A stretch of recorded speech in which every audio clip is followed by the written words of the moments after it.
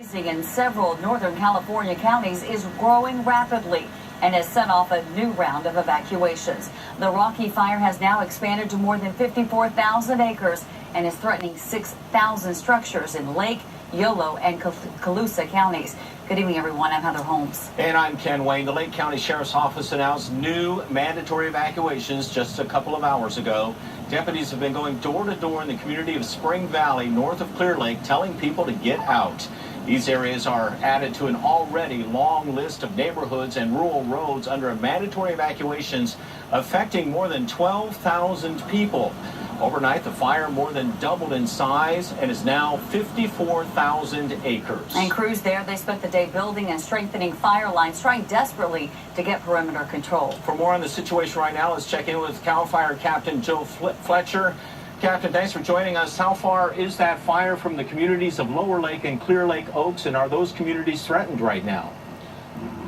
Hi, good evening. Yeah, we're considering the communities of Clear Lake Oaks potentially threatened. Lower Lake, the fire's not moving in that direction. It's moving north and northwest.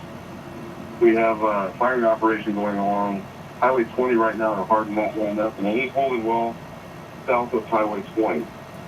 The Spring Valley community is just about evacuated. Lake County, specifically Napa County deputies and Highway Patrol have got that area just about emptied out.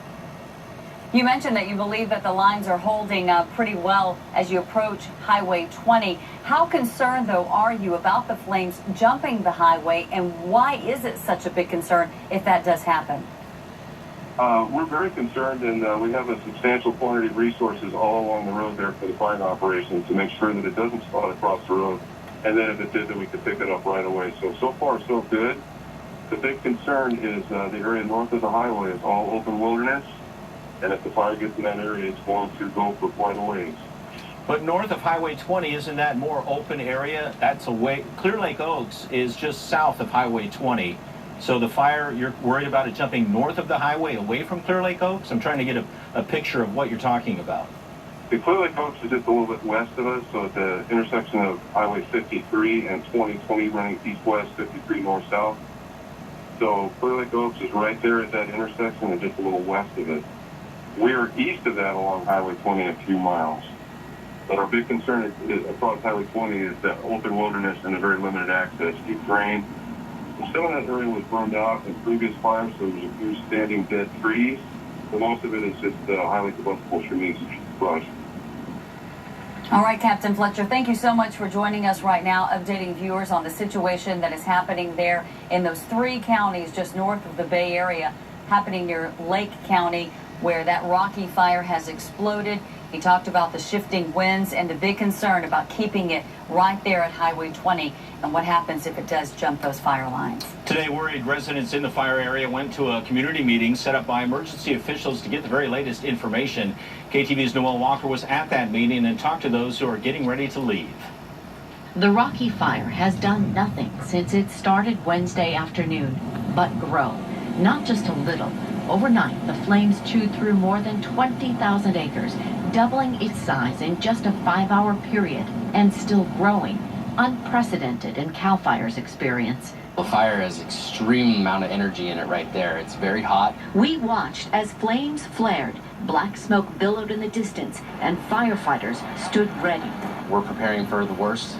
We're here along Highway 20. This is one of the boundaries. Firefighters are hoping to stop the flames in the track, but take a look behind me. You can see the fire has exploded about a mile in the distance. You're going to be able to keep it from jumping Highway 20? That is our goal. We're keeping it south of Highway 20 and west of Highway 16.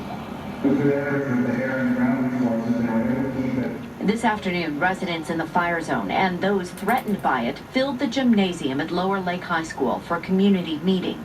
We know that it's very easy for this place has to leave your home, and we will do everything that we can to get you back as soon as we can. Many sitting here today have wrapped up belongings to go.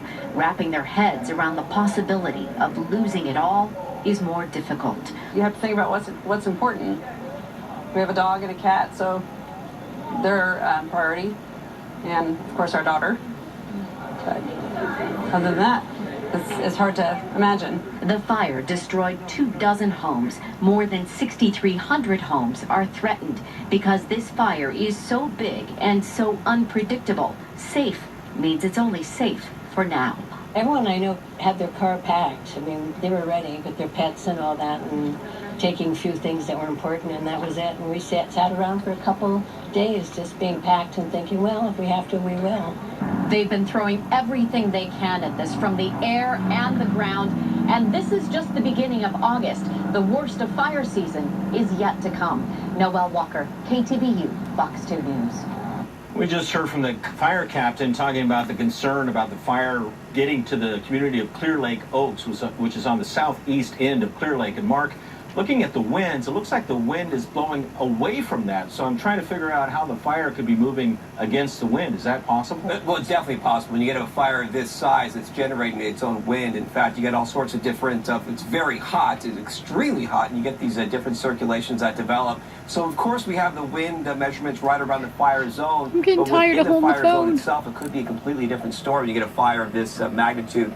Taking a look at some of the current conditions around the region, now temperatures have been cooling off. And as far as a defined wind, a defined, persistent, strong wind, it's really not the case. As you can see right now, winds are calm out of the southwest out toward the county line, right around 11 miles per hour. And, of course, the fire zone and the gentleman from CAL FIRE was saying they want to keep this fire to the south of 20 because up to the north of 20, in fact, will bring in that's a region, that's an area of open wilderness. And if it were to jump 20 in this section, that could include more rapid growth. Of course, it has been happening. Humidity levels have been coming up, mainly right around 45 to 57% right now. But I've never seen a fire where the weather conditions have been cooling off and also an increase in the moisture levels, basically double in size, and that has been happening. So right now, the Rocky Fire, you can see it expanding in coverage. We'll come in closer and take a look at the terrain. So the key factors here have been, of course, the terrain, little to no burn history in this region, and the drought. And as a result, just the terrain for the access for the fire crews, they cannot get to this region. As you can see here, a closer look, I was taking a look at the Dry Creek. It looks like this is the mountain I'm worried about because I'm right to here. This region of right here, and there has been growth up to the north, and that's what the fire crews are concerned with over the next 24 hours. The forecast for tomorrow, we will continue to cool off. So there's no major heat in the forecast. Lots of moisture in the morning, as you would expect, with relative humidity right around 78%. And the wind forecast right around the fire zone. You can see some of the sensors, at least projecting the winds, mainly out of the southwest into the afternoon hours, increasing by about 4 o'clock. You can see the projected wind gusts right around 10 to 13 miles an hour. But of course, within the fire zone, there is so much activity. You can have wind speeds easily 2, possibly 3 times as strong as the wind you're seeing right now on your screen. So it will be a little bit cooler, more moisture in the air, but still, the fire of this magnitude, we could experience some more rapid growth. And unfortunately, that has been the case all weekend long. All right. Thank you, Mark. Something that we will definitely continue to monitor. A fire today at the ConocoPhillips refinery in Rodeo.